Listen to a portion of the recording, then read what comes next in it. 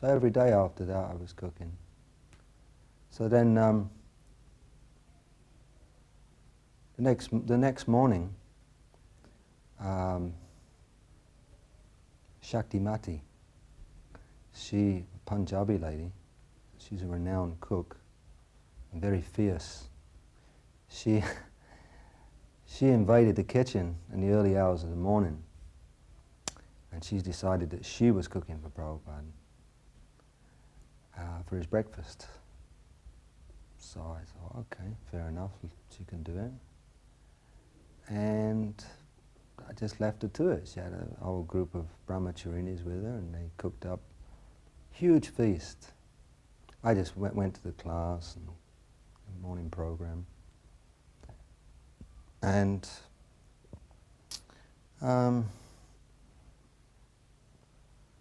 I came back, and because Prabhupada had wanted me to bring the plates in anyway, but they cooked that much. There were 2 big silver platters loaded with different preparations. And we went in. I got one devotee to help me, Niragadev, and he was carrying one plate, I was carrying the other plate. And we went into Srila Prabhupada's room, and Prabhupada's eyes just went really big. He looked at it. As I came in and put it down in front of him, he was looking and saying, "You have cooked all this?" And I said, "Oh no, Srila Prabhupada, not me." And then he said, he looked at Brahmananda. He looked over at Brahmananda and he said, "Who is this? Shaktimati?" And they both just started laughing. You know, they started laughing like it was some sort of a joke. I didn't know what it was about, and I was just standing there hopping from one foot to another.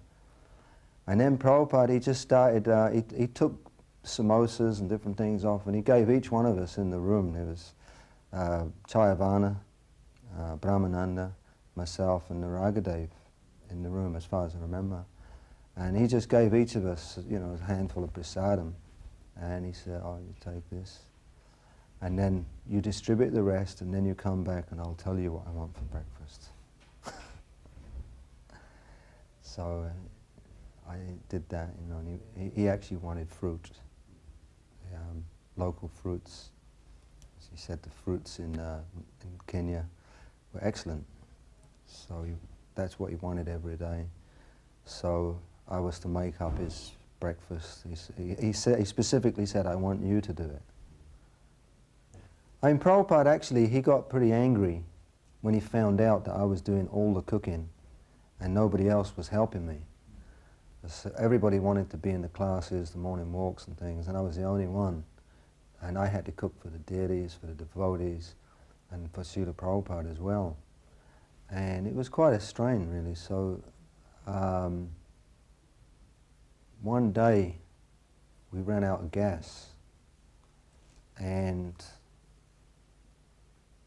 Prabhupada's offering wasn't getting done, wasn't getting cooked.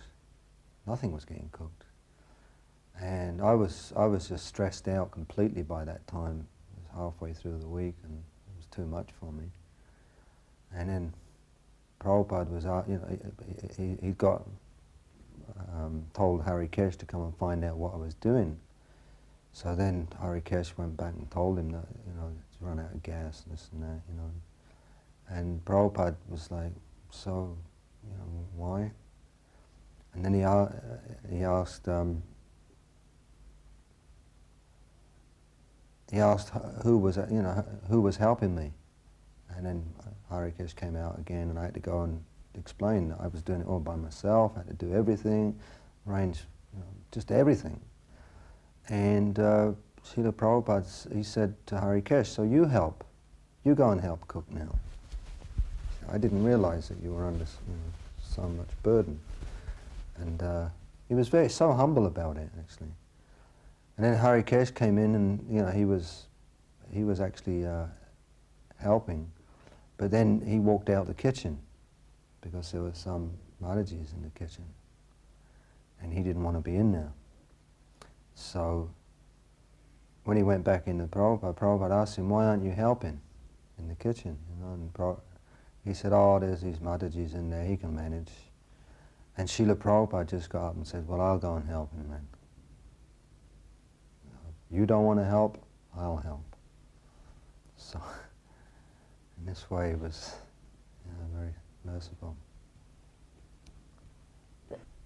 There was one place outside where some Gaudiya Math brahmacharis were cooking big pots of prasadam up, cooking a big feast. And I was standing outside just watching them. And then all of a sudden, Prabhupada just walked up behind me. And he was standing just a little behind me. And he was standing at his cane and he was just looking. And I didn't even realize he was there. And then I think I was standing with Riksaraj. And then I just looked around and suddenly Prabhupada was there. I offered my obeisances. And then Prabhupada just turned around and he said, and so if you can learn to cook like this, you can win the whole world. These Gaudiya Math cooks are very expert. And then he just walked off.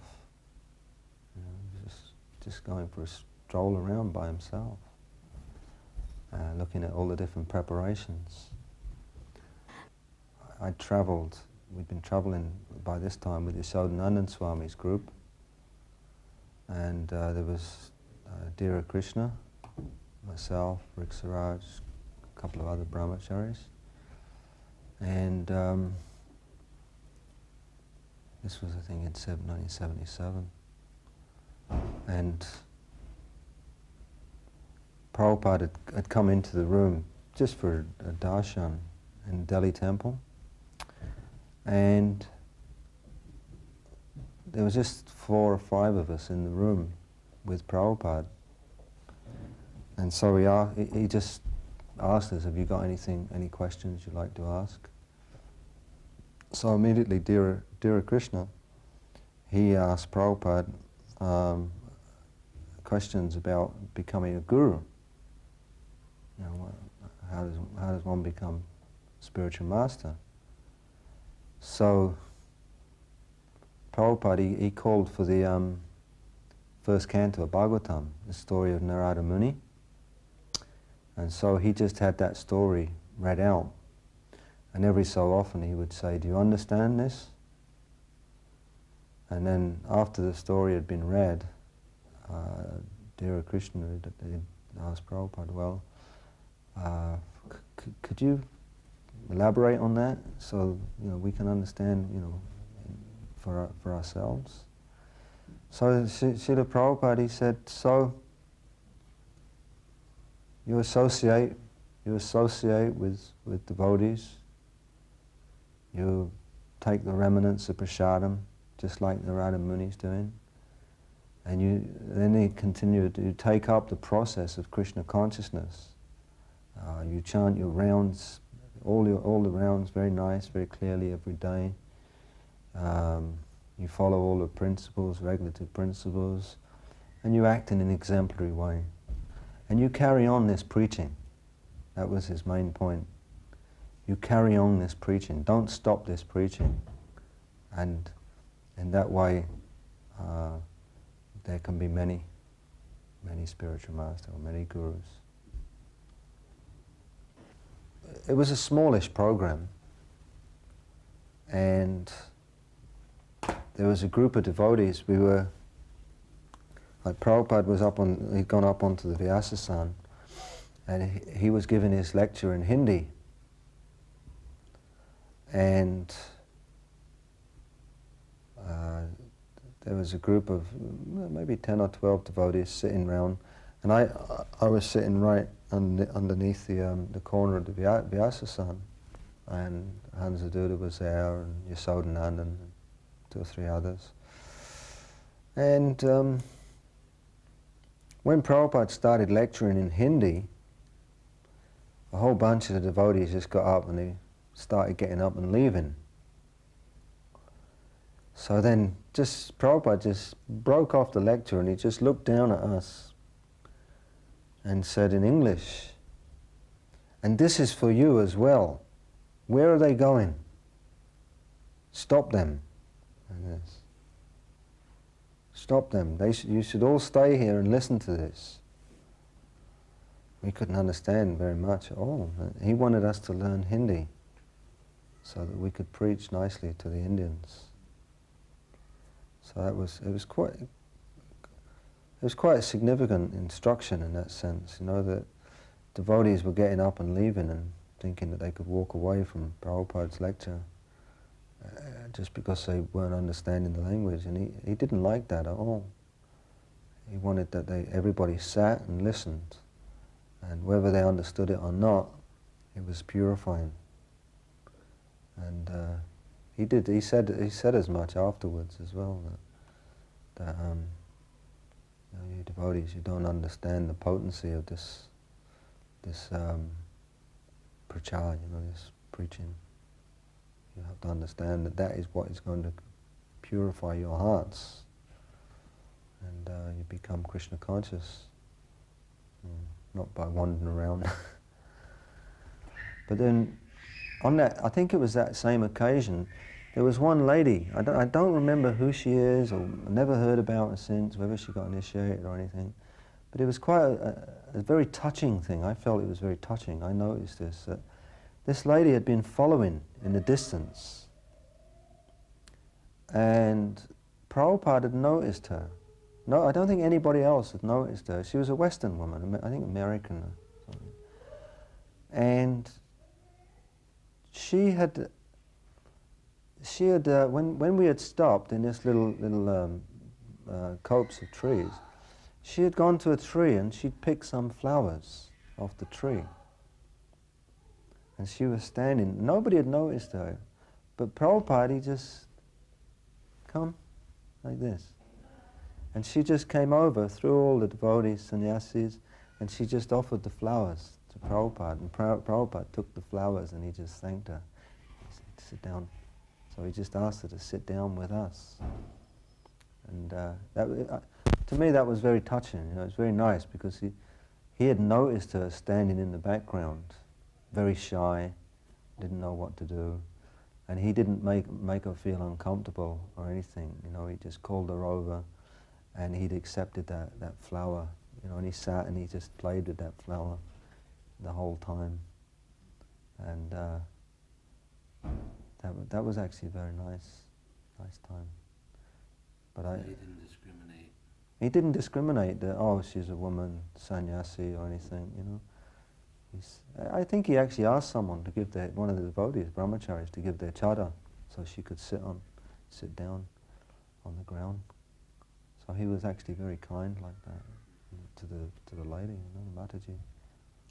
This one occasion he came out of his room, he came round and he was about to climb up onto the concrete platform, and he just noticed that there was some little prasadam had been spilt or left there, some dal or something. So Prabhupada looked at it, then he climbed up onto his Vyasasan, and he said, "So, who is responsible for not cleaning?" So everybody was looking at each other and didn't know what he was talking about. So then he was just pointing like this. And Pati Udaran, he jumped up and he realized that this little bit of prasadam, was stuck on the concrete.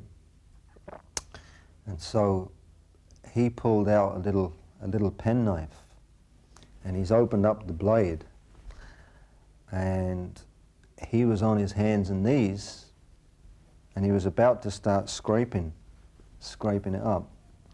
So he was like this. But Prabhupada had bent over the Vyasasan, and he was looking right down. And so Pati had the knife in his hand like this, and he was looking up at Prabhupada, and they were looking into each other's faces. And Prabhupada, he said, "So what is this for?" And he said, I'm going to clean. And Prabhupada just shook his head and he said, "Use it for this." And then he said, this is malecha. This is malecha attitude. Brahmins, they use water. They use water to clean. Is there no Brahmin here? And so someone had to run away and get a bucket of water and come back and mop it up. So then he gave a pretty heavy lecture then about cleanliness and uncleanliness and Brahminical standards, and you can hear all those on tape ministry. And there was one instance actually in a Hyderabad temple where Srila Prabhupada, he actually asked for a plate of the prasadam that all the devotees were going to eat. And for the feast, actually, it was a feast. And it was a hired cook who was doing the cooking. So when they brought the plate in to Prabhupada, I went in the room as well. I mean, 2 or 3 of us went in the room, put the plate in front of Prabhupada. Prabhupada just took one look at it, and he just shook his head and he said, no, this is not good. He didn't even taste it. And he said the devotees, they should have good, nice prasadam. And so he sent it away, and then he sent for Mahamsa, and he said, you should fire that man, get rid of him. He's told you he's a Brahmin, and he's not, he's a fake. He doesn't know anything. And then he said, I want my devotees to cook. So he had me and 2 or 3 others, we all had to cook a feast, and then Prabhupada, he on a number of occasions actually, in Bombay and different places, he would do that. You know, he would taste.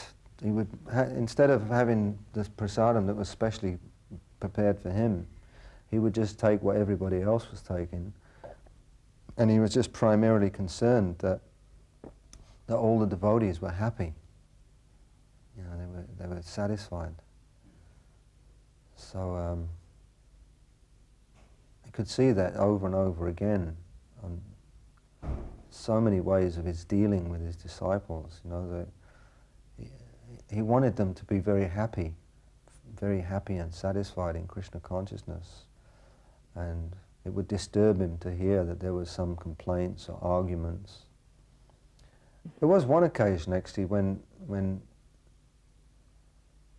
a number of sannyasis were in Vrindavan. They were doing this chaturmasya. There's quite a few of them. Most of them were fairly newish sannyasis at the time. And they were all growing these beards, and they were all in the dham, you know, chanting the extra rounds and things. It was a rainy season. And I'd been out with a group of devotees preaching, came back, and spoken to Srila Prabhupada about the preaching programs. And then Prabhupada came into the temple room and he just told all these sannyasis, what are you sannyasis doing here? Why are you in the temple growing beards, eating, in the name of Krishna consciousness? Sannyasi's business is to go out and preach. So in that way he sent all the sannyasis out preaching. Just after the Guru Puja, we just offered the Guru Puja, and Prabhupada was about to start singing, and then there was a clattering going on. And it was someone was banging on the door of the Bhoga room. And so Prabhupada stopped and he put the cartels down and he was looking over at the room, and the devotee who was making the noise, and he asked, bring him over here, why is he disturbing the class? So the devotee came running over, and Prabhupada, he says, so why are you making so much noise? So he said, oh, there's a devotee. He said, there's a devotee sleeping in the Bhoga room. And Prabhupada just looked very surprised. He said, is it a devotee or a demon? He said, devotees are coming to Bhagavatam class. They want to hear from their spiritual master. So he said, bring him here. So anyway, the door, like somebody ran over and banged on the door. Now they had Prabhupada's authority. So they were shouting out, Srila Prabhupada wants you to come immediately, whoever's in there. So the door just flew open, and this devotee half fell out the door with seeker all over the place and sleep in his eyes. And he just started walking, staggering almost, you know, he was still half asleep. And then suddenly he realized that Prabhupada was sitting right in front of him. And he just stopped dead. He just stopped in his tracks, and he just fell on the floor, dandavats. And up until that point, Prabhupada was looking like really stern, like he was really going to say something to this boy. But then, when the boy got up and he started, Prabhupada was saying, come here. So he was coming a little closer. He stopped and he, no, come here. And he come a bit closer and a bit closer. And then Prabhupada realized that he was actually a fairly new devotee. And so he just said to him, so, you are devotee or demon? And the boy just said, oh, I think I'm a devotee. And so Prabhupada said, so devotees come to Guru Puja, they're Guru's Puja, and they come to Bhagavatam class. They don't miss these things. You should sit down and you should come to the class. So he wasn't very, very, very strong on him. But then he turned on Mahamsa Swami. He just turned on him and he just said, and because the leadership is so dirty, untidy, everything is a mess. You know, sadham is wasted. Everything is in a mess here. And Prabhupada would give lots of instructions about deity worship, things like this. You know, he came in one time into the deity room, the pujari room, and I was up in the pujari room, and Prabhupada looked at the flower garlands. At that time the flower garlands were being made the day before, and they were being kept somewhere for the next morning. And Prabhupada just looked at the flower garlands, and he turned his nose up, and he turned around at Kshayananda and said something to the effect that, why are you offering rotten flowers to the deities? Why are they not fresh? And these were only made yesterday, Prabhupada. Yesterday isn't good enough. They must be made now, fresh. You can't offer some old flowers. You know, he was speaking in this way. He went on a walk. He would circumambulate the temple, Krishna Balaram temple. He'd walk around it 3 times. And as he would walk around it, he would point out different things. And we walked past this where the pots were being washed. That's where the Gurukul building was starting to be built. And we walked in there, and this old lady, she was sitting down, hunched down, and she was scrubbing these pots with, I think it's coconut or something like that, grass, and ashes. And Prabhupada stopped next to her, and he just stood, and he just watched her for a moment. And then he turned round to all the devotees, and he just said, and so this is how we clean our pots.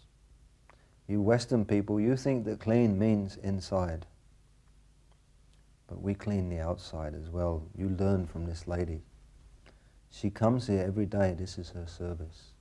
She works for Krishna like this. And she can do perfectly, you know. And in this way he was teaching us that everything had to be done in a certain way. So he would walk around, and if there was anything wrong, you could be sure Prabhupada would find it. anything. If there was a broken gutter, a pipe, or a window that was loose, Prabhupada would find it and he'd say something about it. You know, it was amazing actually. He just noticed every single thing. And there was a broken drain coming out of the deity kitchen, and some water and rice and stuff had been coming out from the pipe. Prabhupada stopped. He had everyone gather around it. Everyone, he'd have this, everyone would have to gather around it, and then he would say, and this is your Western mentality. You know, everything is always dirty. You don't know how to clean. You don't know what is clean. In this way, again and again and again, he would stress his point. Brahmin means clean. You know, Brahmin means, you know, personally you're clean. Your brain, your mind is clean, and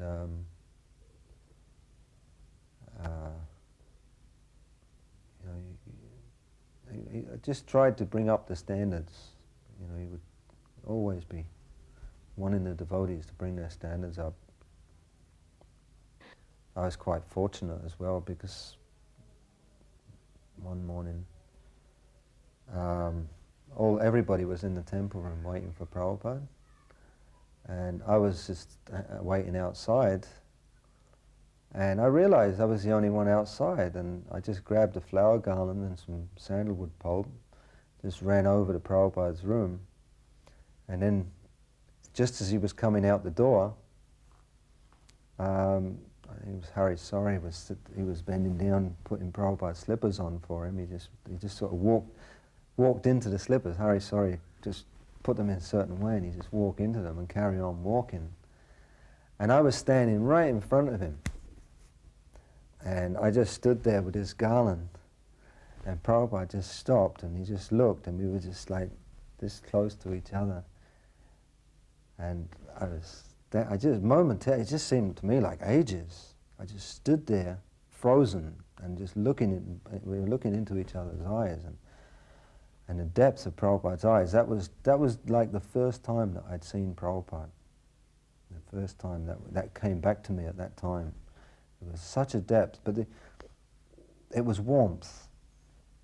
I mean, his eyes were moist, and the depth, it was so great that I just thought I was looking into another world. And when I was looking into his eyes, I was thinking, this is amazing, you know. I mean, and then I just dropped the garland on Prabhupada's head, and took the sandalwood pulp and put it on his forehead, and then I just fell down on the floor and paid obeisances. But that feeling, I mean, to this day, you know, I just feel, it was so powerful, because Prabhupada was just emanating this love, feeling of love, and you know, it was so nice, you know. Je anilo